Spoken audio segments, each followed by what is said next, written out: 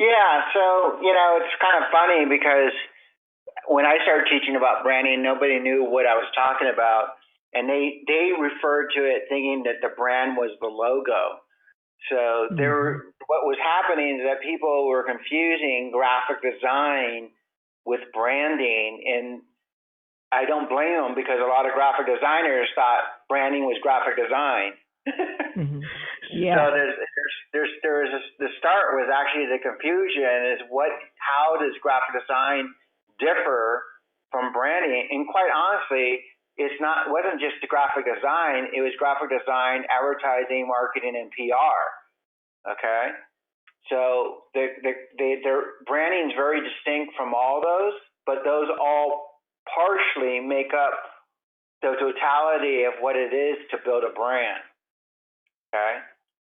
So in the old days, what was considered a brand again was a logo, and people referred to it as it was kind of like a carryover from what was called a corporate identity, where people go, okay, I need a corporate identity. It's like in the 70s and 80s, saying, yeah, we need to create our corporate identity. Basically, what they're referring to is like we need to create our logo and create our stationery system. And then when branding came about, it really wasn't clearly defined.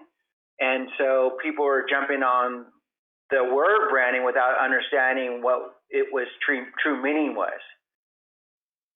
So how it really differs from what people thought of branding in the past and what it was traditionally thought of, again, thinking that branding was a logo, really what branding is today, it's way beyond that. A logo is what I say is 5% of branding.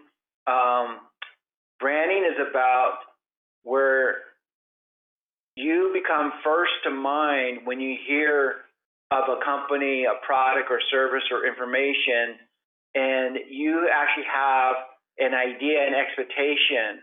So what happens is that people think branding comes from the company, but ultimately, which is the ironic thing, branding comes from the consumer's mind and heart.